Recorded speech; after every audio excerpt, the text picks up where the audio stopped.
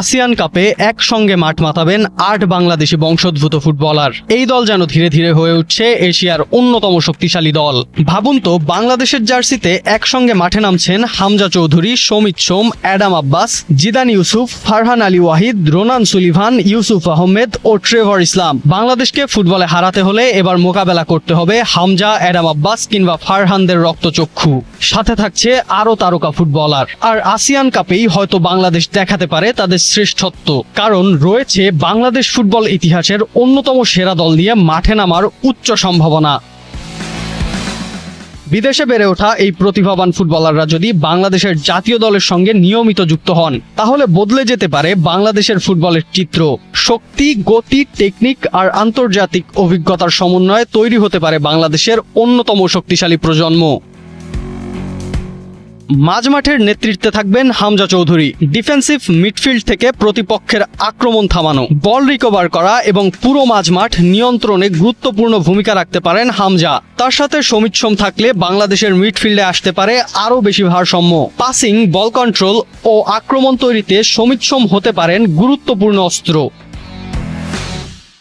রক্ষণভাগেও থাকছে বড় শক্তি। সেন্টার ব্যাকে জিদান ইউসুফের মতো লম্বা ও শারীরিকভাবে শক্তিশালী ডিফেন্ডার বাংলাদেশের রক্ষণে যোগ করতে পারে বাড়তি দৃঢ়তা। প্রায় 6 ফুট 4 ইঞ্চি উচ্চতার জিদান এরিয়াল ডুয়েল এবং সেট পিস ডিফেন্সে হতে পারেন গুরুত্বপূর্ণ খেলোয়াড়। আক্রমণ ভাগে থাকছে আরও বড় চমক। ডান প্রান্তে অ্যাডাম আব্বাসের গতি ও আক্রমণাত্মক ফুটবল চাপ তৈরি করতে পারে প্রতিপক্ষের ডিফেন্সে। আর বাম প্রান্তে ফারহান আলী ওয়াহিদ থাকলে দুই উইং থেকেই বাংলাদেশ পেতে পারে সৃজনশীলতা ও গোলের সুযোগ তৈরির ক্ষমতা। এর সঙ্গে রোনান সুলিভান, ইউসুফ আহমেদ ও ট্রেভর ইসলাম হতে পারেন দলের গুরুত্বপূর্ণ বিকল্প। ফলে শুধু একাদশ নয়, বেঞ্চ থেকেও বাংলাদেশ পেতে পারে বাড়তি শক্তি।